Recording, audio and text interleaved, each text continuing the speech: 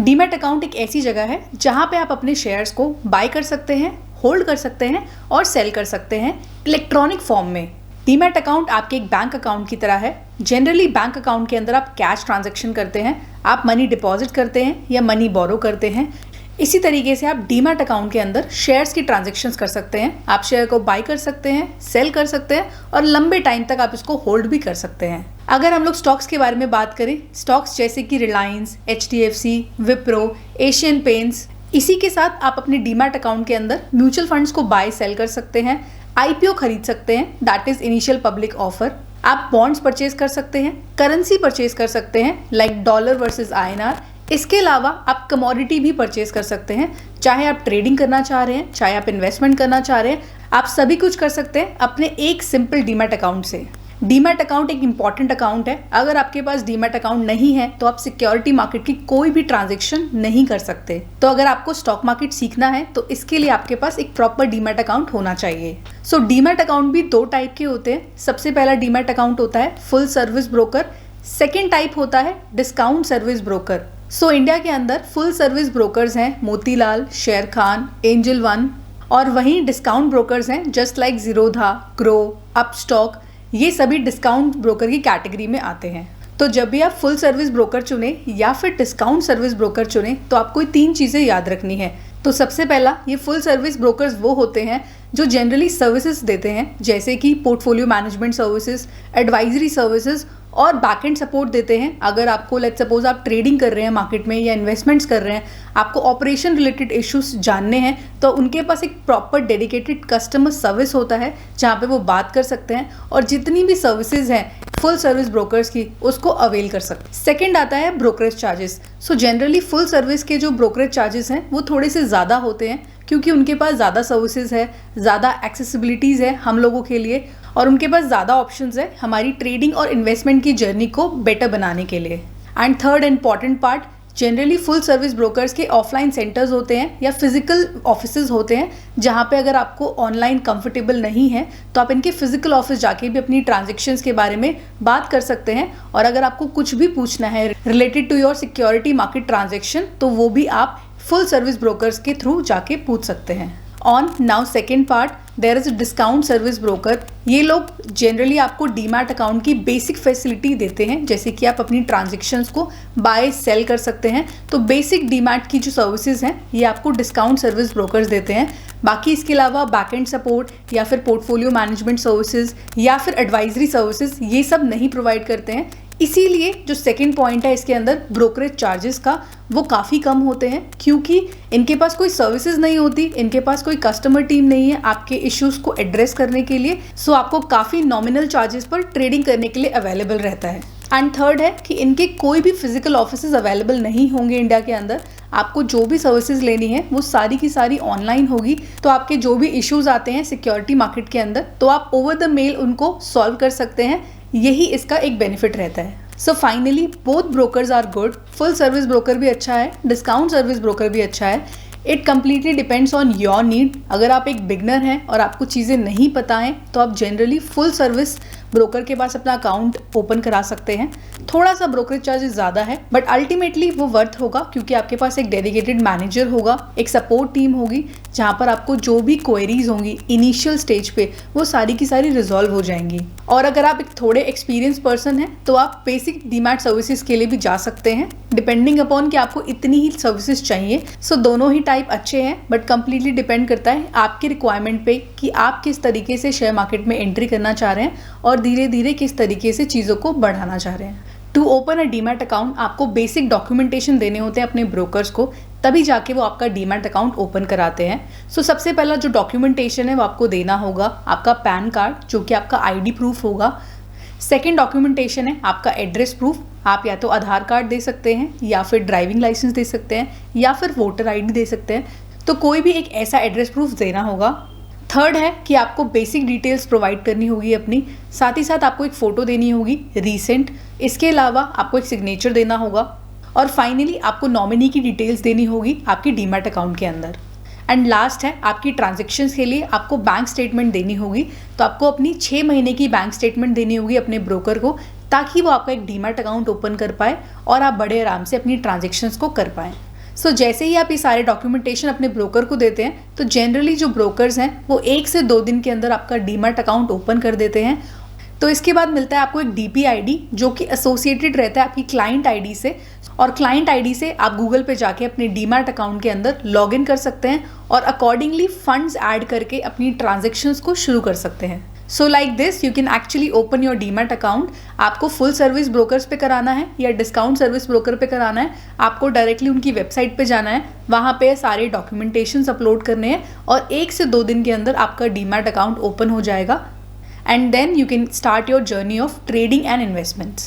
So whenever you will open your demat account, so आपको एक बहुत इंपॉर्टेंट चीज़ याद रखनी है कि either you want to do trading or investments. क्योंकि अगर आप ट्रेडिंग कर रहे हैं या फिर आप इन्वेस्टमेंट्स कर रहे हैं, दोनों में ही एक अलग माइंडसेट चाहिए होगा। ट्रेडिंग के लिए आपका माइंडसेट अलग होगा, आपका टाइम फ्रेम अलग होगा, आपके लिए कैपिटल अलग एलोकेट होगी। इन्वेस्टमेंट्स के लिए भी आपका टाइम फ्रेम अलग होना चाहिए, आपकी कैपिटल अलग एलोकेट होनी चाहिए, और इनके जो स्टॉक्स हैं इन्वेस्टमेंट्स के लिए वो भी अलग होनी चाहिए। तभी आप अपनी ट्रेडिंग और इन्वेस्टमेंट को बैलेंस कर पाएंगे और एक्चुअली में इन दोनों चीज़ों के अंदर सक्सेसफुल हो पाएंगे। तो जब भी मैं ट्रेडिंग की बात करती हूँ तो यहाँ पर 4 टाइप के ट्रेडर्स अवेलेबल हैं। तो सबसे पहला होता है स्कैल्पर, सेकंड होता है डे ट्रेडर जिसको हम इंट्राडे ट्रेडर भी कहते हैं, थर्ड होता है स्विंग ट्रेडर एंड फोर्थ होता है पोजिशनल ट्रेडर। इन सभी ट्रेडर स्टाइल के अंदर एक चीज़ काफ़ी कॉमन है जो कि है टाइम फ्रेम। सो जनरली एक स्कैल्पर क्या होता है? सो स्कैल्पर ट्रेडर एक ऐसे ट्रेडर्स होते हैं जो लार्ज क्वांटिटी में अपनी ट्रांजेक्शन्स को बाय करते हैं एक स्मॉल प्राइस मूवमेंट्स के लिए, ताकि वो उसमें से एक बिग प्रॉफिट ले पाएँ। और जो इनका टाइम फ्रेम होता है वो बहुत ही कम होता है, लाइक 5 मिनट्स, 15 मिनट्स, 20 मिनट्स, इतने टाइम फ्रेम के अंदर ये काम करते हैं। As this is a volume game, तो ये यहाँ पे काम करते हैं बड़े प्रॉफिट्स के लिए। सेकेंड आता है इंट्राडे ट्रेडर्स जिसको हम डे ट्रेडर्स भी कहते हैं। सो ये लोग काम करते हैं 9:15 से लेके 3:30 के बीच में। यहीं पर ये लोग अपनी ट्रांजेक्शन्स को बाय भी करेंगे, उसी चीज़ को सेल भी करने वाले हैं उतने ही टाइम फ्रेम के अंदर।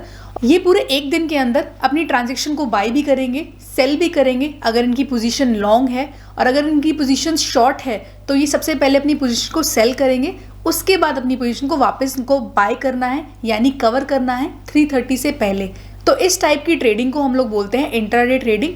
यहाँ पे मोटिव रहता है कि आप अच्छी क्वांटिटी के साथ थोड़े लंबे टाइम फ्रेम के लिए काम कर सकते हैं, बट टाइम फ्रेम एक दिन के अंदर ही होना चाहिए। तो इस तरीके से डे ट्रेडर अपने प्रॉफिट्स को बनाता है। थर्ड टाइप है स्विंग ट्रेडर। ये ट्रेडर्स वो होते हैं जो अपनी पोजीशन को बाय करते हैं मार्केट के अंदर और अपनी पोजीशन को होल्ड करते हैं few days to few weeks. That means let's suppose मैंने एक स्टॉक खरीदा है रिलायंस इंडस्ट्रीज और मैं उसको बेचने के लिए वेट कर रही हूँ या तो अगले हफ्ते या फिर 2 हफ्ते बाद, ताकि जब भी मेरा टारगेट आएगा उस पर्टिकुलरली स्टॉक के अंदर तभी मैं उसको बेचूंगी। तो यहाँ पे आप क्वांटिटी कुछ भी रख सकते हैं एज पर योर कैपिटल, और इसके अलावा आपको होल्डिंग पीरियड रखना पड़ेगा few days to few weeks. And finally आता है पोजिशनल ट्रेडर। ये वो ट्रेडर्स होते हैं जो जनरली अपनी पोजीशंस को ओपन करते हैं और वीकली या फिर मंथली तक वेट करते हैं। लेट्स सपोज मैंने HDFC बैंक खरीदा है और मेरे को लगता है कि ये HDFC बैंक का जो प्राइस है ये इस महीने के एंड तक बढ़ जाएगा, यानी 25-30 दिन के बाद इस काफ़ी अच्छा प्राइस जंप आएगा, तो मैं तब तक के लिए वेट कर सकती हूँ। तो इसके अंदर जो टाइम फ्रेम है वो काफ़ी लंबा होता है, that is from weeks two months. और इसी तरह आप मार्केट के अंदर पोजिशनल ट्रेडिंग करके भी अपना पैसा बना सकते हैं। स्कैल्पिंग और इंट्राडे ट्रेडिंग के अंदर आपको थोड़ा सा एक्टिव रहना पड़ता है अपनी पोजीशंस के लिए, क्योंकि जो टाइम फ्रेम है वो बहुत कम है, उतने में ही आपको बाय भी करना है, सेल भी करना है अगर आपकी पोजीशन लॉन्ग है। अगर आपकी पोजीशन शॉर्ट है तो आपको सेल करके फिर बाय भी करना है। तो यहाँ पर आपके पास टाइम ड्यूरेशन काफ़ी कम है अपनी ट्रांजेक्शन्स के लिए। वहीं पर अगर आप पोजिशनल और स्विंग की तरफ जाते हैं तो वहाँ पे टाइम फ्रेम बढ़ जाता है और वहाँ पे आप अपनी पोजीशंस लेकर बस वॉच कर सकते हैं अपनी पोजीशंस को, और धीरे धीरे जैसे आपको लगता है कि आपका टारगेट आने वाला है तो नियर टू टारगेट आप उसको अपनी पोजीशन को स्क्वायर ऑफ कर सकते हैं एंड देन आप अपना ट्रेड एग्जीक्यूट करके अपना प्रॉफिट बुक कर सकते हैं। और टाइम फ्रेम भी ज़्यादा बड़ा होता है तो आपको ज़्यादा टेंशन नहीं होती है। तो इसी तरीके से आप मार्केट के अंदर इन चारों स्टाइल को ऑप्ट कर सकते हैं, बट कंप्लीटली डिपेंडिंग अपॉन कि आपको किस तरीके से चीज़ें कंफर्टेबल है, आपका स्टाइल ऑफ वर्किंग क्या है, आप कितना रिस्क मार्केट के अंदर उठा सकते हैं, आपके पास कितना कैपिटल है। तो ये सारी चीज़ें डिसाइड करनी ज़रूरी है एक ट्रेडर के लिए। एंड फाइनली आते हैं इन्वेस्टर्स। पहला होता है शॉर्ट टर्म इन्वेस्टर, सेकंड होता है long term investor. Generally investment long term ही रहती है, बट काफ़ी लोग शॉर्ट टर्म में भी इन्वेस्टमेंट्स करते हैं। शॉर्ट टर्म इज़ लाइक 1 और 2 ईयर्स के लिए। अगर आपको लगता है कोई बिजनेस मॉडल काफ़ी अच्छा है, स्केल करेगा विद इन 1-2 ईयर्स के अंदर, तो आप उनके अंदर अपनी इन्वेस्टमेंट्स कर सकते हैं। इसमें जो टाइम पीरियड रहता है दैट इज़ 1 ईयर और 2 ईयर। और अगर आपको लॉन्ग टर्म होल्ड करना है, आपको लगता है कि कंपनी में टाइम लगेगा but company is super good, आप रिटर्न्स के लिए वेट कर सकते हैं, आप एक बिजनेस में इन्वेस्ट कर रहे हैं क्योंकि बिजनेस को ग्रो होने में भी टाइम लगता है, तो उसके लिए आपका जो टाइम होराइजन होना चाहिए somewhere around 3 years, 5 years, 7 years. आप इतना टाइम फ्रेम के लिए रुक सकते हैं एक पर्टिकुलरली बिजनेस को ग्रो होने के लिए। और उसके बाद जो रिटर्न्स आपके आते हैं वो रिटर्न्स जनरली आपकी वेल्थ बनाएंगे अगर आपके स्टॉक्स अच्छे हैं और आपने एक्चुअली में बहुत बढ़िया तरीके से अपनी रिसर्च की है। और यू नेवर नो, आपको कोई मल्टी बैगर मिल जाए, वो भी आपके लिए एक चेरी ऑन अ केक हो सकता है। तो अगर आपको एक ट्रेडर बनना है तो आपको एक बहुत इंपॉर्टेंट चीज़ सीखना होगा जिसको हम लोग बोलते हैं technical analysis. So technical analysis basically securities का होता है, जहाँ पे आप ये फाइंड कर सकते हैं कि आपको कौन सा पर्टिकुलरली सिक्योरिटी किस प्राइस पे खरीदना है, किस प्राइस पे बेचना है और कब तक आप उसको होल्ड कर सकते हैं ताकि वो फर्दर आपको प्रॉफिट दे सके।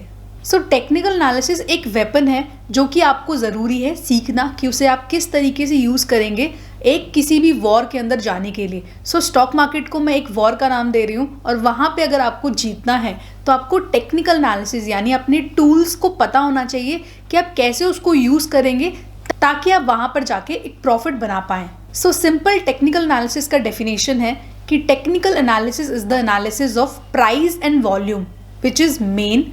प्राइस और वॉल्यूम का एनालिसिस किया जाता है to predict the future price, ताकि हम एक फ्यूचर प्राइस को प्रिडिक्ट कर सकें on the basis of past data which is available in the stocks. Technical analysis की शुरुआत की थी चार्ल्स डाउ ने और इनको हम लोग फादर ऑफ टेक्निकल एनालिसिस भी बोलते हैं। जितनी भी सिक्योरिटीज़ है ग्लोबल मार्केट के अंदर, जैसे कि स्टॉक्स, बॉन्ड्स, करेंसीज या कमोडिटीज़ या फिर क्रिप्टो कॉइन्स, इन सभी के अंदर टेक्निकल एनालिसिस यूज़ किया जाता है। और जो 90% टूल्स हैं टेक्निकल एनालिसिस के अंदर वो सभी के अंदर कॉमन है।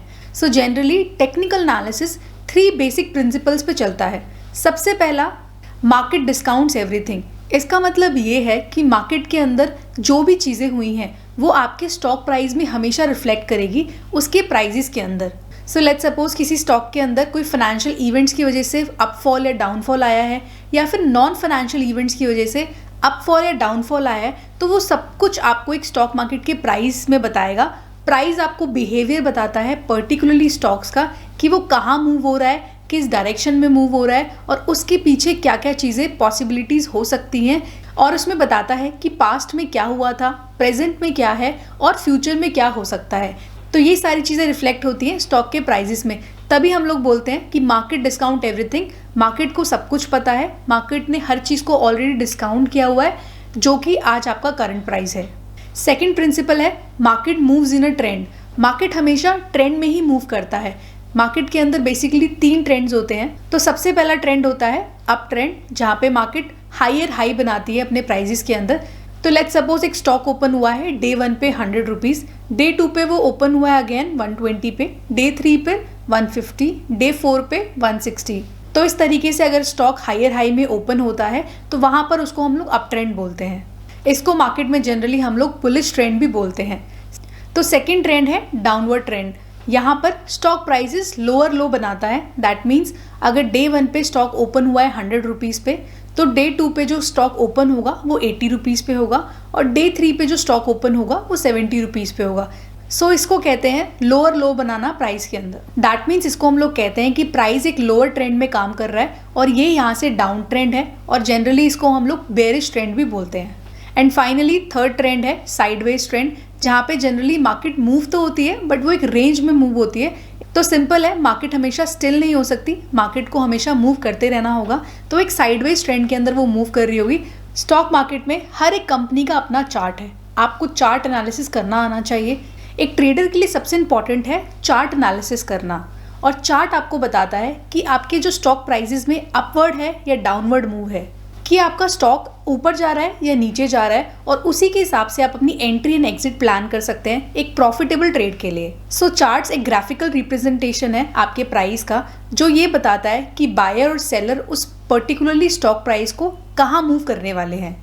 एक स्टॉक चार्ट आप बहुत सारे वेरियस फॉर्म्स के अंदर देख सकते हैं। आप चाहे तो बार चार्ट देख सकते हैं, लाइन चार्ट देख सकते हैं, कैंडल स्टिक्स चार्ट देख सकते हैं, पॉइंट एंड फिगर चार्ट्स देख सकते हैं। सो बहुत सारे फॉर्म है चार्ट्स के देखने के लिए। तो मार्केट्स में जनरली कैंडल स्टिक्स चार्ट चलता है जो आपको बताता है आपके प्राइस का बिहेवियर।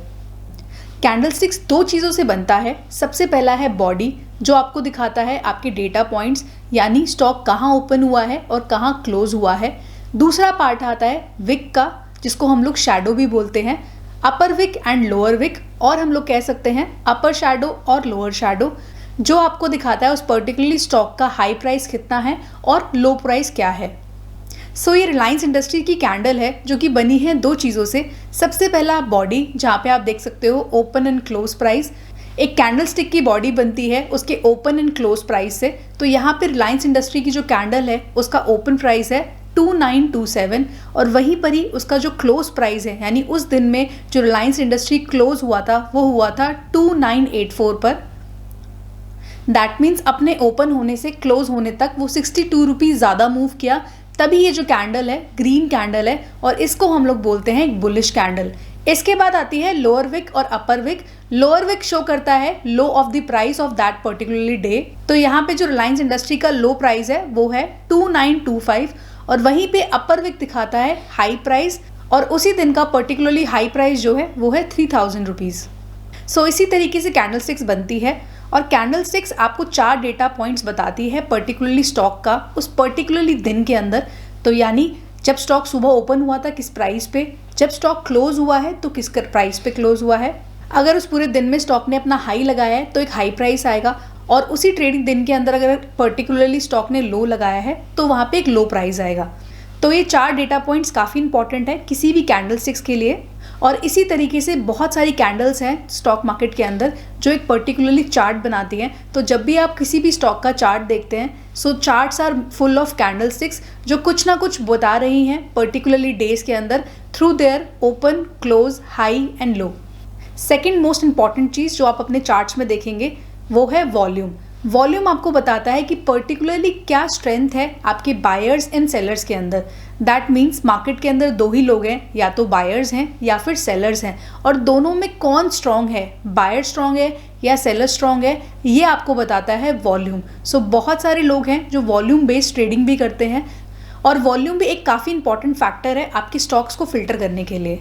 ट्रेडिंग करने के लिए आपको हमेशा याद रखना है कि आपको एक सही टाइम फ्रेम सेलेक्ट करना है। जैसे कि अगर आप डे ट्रेडिंग कर रहे हैं तो आपको ये देखना है कि आपको उसी दिन वो स्टॉक की पोजीशन ओपन करनी है, यानी उसी दिन वो स्टॉक खरीदना है और उसी दिन ही स्टॉक को बेचना होगा, चाहे आपको प्रॉफिट हो रहा हो या चाहे आपको लॉस हो रहा। तो आपको एक माइंडसेट के साथ अपनी ट्रेडिंग करनी है। अगर आप डे ट्रेडिंग पे काम कर रहे हैं तो आप डे ट्रेडिंग पे ही काम करिए। अगर आपका माइंडसेट है स्विंग ट्रेडिंग का, जहाँ पे आप अपनी पोजीशंस को यानी अपने स्टॉक्स को आप खरीदने के बाद कुछ दिनों से लेके कुछ हफ्तों तक रख सकते हैं, तो आपका माइंडसेट यही होना चाहिए कि आप स्विंग ट्रेडिंग करने वाले हैं और वहाँ पे आपकी पोजीशन कुछ दिनों से कुछ हफ्तों तक जाने वाली है, और उसी के हिसाब से आप अपना target, stop loss, risk to reward ratio रखेंगे। एंड फाइनली, अगर आपको लगता है कि पोजिशनल ट्रेडर आपको बनना है, आप चाहते हैं कि आपकी कोई स्टॉक पोजीशन ओपन हो बट आप उसको रखना चाहते हैं, होल्ड करना चाहते हैं फ्रॉम डेज टू मंथ, तो आप वो भी कर सकते हैं। बट उसके लिए आपको उसी तरीके का माइंडसेट चाहिए होगा। मार्केट के अंदर जनरली ट्रेडर्स यही गलती करते हैं, वो प्लान तो करके आते हैं कि वो डे ट्रेडिंग करेंगे, बट उनका ट्रेडिंग स्विंग या पोजीशन में कन्वर्ट हो जाता है। और इसी तरीके से जो लोग सोचकर आते हैं कि स्विंग एंड पोजिशनल ट्रेडिंग करेंगे, वो जल्दी ही डे ट्रेडिंग करके अपना प्रॉफिट या लॉस बुक कर लेते हैं। ये एक कॉमन मिस्टेक है जो जनरली हर ट्रेडर करता है, क्योंकि वो सही तरीके से अपना टाइम फ्रेम सेट नहीं कर पाता और इसी वजह से काफ़ी नुकसान मार्केट में होता है। तो जब भी आप स्टॉक मार्केट के अंदर ट्रेडिंग के लिए स्टॉक सिलेक्शन करेंगे तो आप ये 3 चीज़ों के ऊपर स्टॉक फिल्ट्रेशन कर सकते हैं। सबसे पहला है कैंडल स्टिक्स। कैंडल स्टिक्स के बेसिस पे आप स्टॉक फिल्ट्रेशन कर सकते हैं। कैंडल स्टिक्स के अंदर आता है single candle, double candle, triple candle, जिनमें आप हैमर के ऊपर, हैंगिंग मैन के ऊपर, एंगल्फिंग कैंडल के ऊपर, 3 white soldiers, 3 black crows, tweezer top, tweezer bottom जैसी कैंडल्स पे आप ट्रेड कर सकते हैं। सेकंड स्टॉक फिल्ट्रेशन आप कर सकते हैं on the basis of patterns. So patterns भी 2 तरीके से होते हैं। सबसे पहला होता है रिवर्सिबल पैटर्न्स, सेकंड होता है कंटिन्यूशन पैटर्न्स। तो कुछ पैटर्न जो रिवर्सिबल पैटर्न्स पे बनते हैं वो है double top, double bottom, triple top, triple bottom, head and shoulder patterns, cup and handle patterns और कॉन्टिन्यूशन पैटर्न्स के अंदर symmetric triangle, ascending triangle, descending triangle, rectangle patterns, flag patterns. तो ये सभी पैटर्न्स के टाइप हैं जिनको आप अपने चार्ट्स में ढूंढ सकते हैं और उनके बेसिस पर आपको ये पता चलेगा कि आप बाय करेंगे या सेल करेंगे और एक प्रॉपर स्ट्रैटेजीज आप बना सकते हैं। इसके साथ दो ऐसी इंपॉर्टेंट चीज़ें जो आपके पूरे ट्रेडिंग को कंप्लीट करती हैं। तो सबसे पहला है रिस्क मैनेजमेंट। तो जब भी आप लोग ट्रेडिंग कर रहे हैं तो आपको पता होना चाहिए कि रिस्क मैनेज कैसे किया जाता है, क्योंकि अगर आप ये चीज़ नहीं करते हैं तो आपका पूरा का पूरा जो कैपिटल है एक ट्रेडर के लिए, जो कि सबसे इम्पॉर्टेंट चीज़ है, वो मार्केट से वाइप आउट हो सकती है। तो अपनी कैपिटल को प्रोटेक्ट करना ये एक ट्रेडर का सबसे पहला काम होता है। तो इसीलिए आपको रिस्क मैनेजमेंट आना चाहिए। आप जब भी ट्रेडिंग स्ट्रैटेजीज पर काम करते हैं या सेटअप करते हैं तो कितना आप रिस्क ले रहे हैं, कितना कैपिटल डिप्लॉयमेंट है, ये सारा एनालिसिस आपको पहले ही करना है ट्रेडिंग करने से पहले। और फाइनली आपको साइकोलॉजी ऑफ बायर और सेलर को भी समझना ज़रूरी है और इसके साथ साथ मार्केट बिहेवियर को भी समझना पड़ेगा, क्योंकि जब भी आप मार्केट के अंदर उतरते हैं तो वहाँ पे दो लोग अवेलेबल होते हैं। सबसे पहला होता है बायर और सेकंड होता है सेलर। तो आप भी कभी या तो बायर होंगे या फिर कभी सेलर होंगे, तो आपको इन दोनों का साइकोलॉजी समझना ज़रूरी है। तभी आपको पता चलेगा कि प्राइस किस तरीके से बिहेव कर रहा है और ये सब चीज़ें मार्केट के अंदर रहने से ही आपको पता चलेंगी। धीरे धीरे आपका एक्सपीरियंस बढ़ेगा। इसी तरीके से आप मार्केट के अंदर मार्केट का बिहेवियर, बायर्स एंड सेलर का बिहेवियर समझ सकते हैं। पर इसके लिए आपको हमेशा मार्केट में एक्टिव रहना पड़ेगा, तभी एक आप बेटर ट्रेडर बन सकते हैं। सो अब एक ऐसी वेबसाइट जिसको आप यूज़ कर सकते हैं अपनी ट्रेडिंग के लिए, और जितनी भी हम लोगों ने टेक्निकल बातें की हैं, चाहे वो कैंडलस्टिक्स हो, पैटर्न्स हो या फिर इंडिकेटर्स हो, उन सभी चीज़ों को हम लोग इस वेबसाइट्स में लगा सकते हैं। तो इस वेबसाइट का नाम है tradingview.com। आप गूगल पे सर्च कर सकते हैं tradingview.com। उसके बाद आपको जाना है सुपर चार्ट्स पे। सुपर चार्ट्स पे जाने के बाद आप पर्टिकुलरली कोई भी स्टॉक को सेलेक्ट कर सकते हैं और वहाँ पर उसका प्रॉपर एक चार्ट एनालिसिस कर सकते हैं। तो आप स्क्रीन पे देख रहे हैं कि ये एक रिलायंस इंडस्ट्री का चार्ट है जो कि मैंने ट्रेडिंग व्यू पे लगाया हुआ है। ये जितनी भी कैंडल स्टिक्स है ये आपके पर्टिकुलरली स्टॉक के बारे में बता रही है।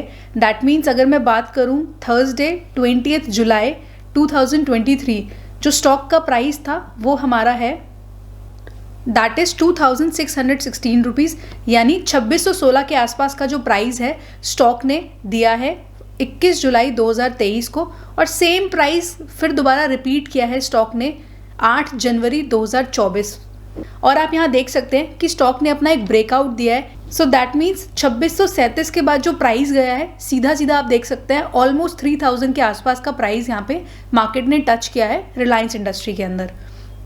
तो इस तरीके से आप प्रॉपर एनालिसिस कर सकते हैं किसी भी स्टॉक का। यहाँ पे आप देख सकते हैं ये प्रॉपर एक ट्रेंड के अंदर है, रिलायंस इंडस्ट्रीज अप ट्रेंड के अंदर है, जो चला है 2600 के लेवल से लेके 3000 के लेवल तक। तो आप यहाँ पर बड़े आराम से अपनी ट्रेडिंग अपॉर्चुनिटीज़ को फाइंड कर सकते हैं एंड ट्रेड कर सकते हैं। एंड नीचे की तरफ अगर आप देखेंगे तो यहाँ पे वॉल्यूम है। वॉल्यूम आपको बताता है कि यहाँ पर काफ़ी बायर्स एंड सेलर्स एक्टिव हैं इस स्टॉक के अंदर। तो यहाँ पर आपको लिक्विडिटी भी मिलेगी और जो प्राइसिंग में स्प्रेड है, यानी प्राइसिंग में जो डिफरेंस है अपसाइड एंड डाउन साइड, वो भी काफ़ी अच्छा मिलेगा। और यही चीज़ आपको हेल्प करती है मार्केट के अंदर प्रॉफिट बनाने के लिए। साथ के साथ यहाँ पे टाइम फ्रेम के ऑप्शंस है। आप डेली चार्ट भी देख सकते हैं, आप वीकली चार्ट भी देख सकते हैं रिलायंस इंडस्ट्रीज़ का, आप मंथली चार्ट भी देख सकते हैं। और साथ ही साथ अगर आपको कोई इंडिकेटर लगाना है तो वो भी आप यहाँ पे डाल के सर्च कर सकते हैं। जैसे कि हमने एक इंडिकेटर की बात की थी RSI करके, तो मैंने RSI टाइप किया है तो यहाँ पर आ गया है रिलेटिव स्ट्रेंथ इंडेक्स। जैसे ही मैं क्लिक करूंगी तो यहाँ पे नीचे आप देख सकते हैं एक RSI का टैब एक्टिव हो गया है और उसके बेसिस पर मैं यहाँ पे ट्रेडिंग कर सकती हूँ। और RSI पे कैसे ट्रेडिंग करनी है वो हम कुछ अगली वीडियोस में ज़रूर समझेंगे। तो ये सब था टेक्निकल एनालिसिस बेसिक पार्ट। अगर किसी को भी ट्रेडिंग करनी है तो टेक्निकल एनालिसिस इस तरीके से होता है, ये फॉर्मेट रहता है, ये आप समझ सकते हैं।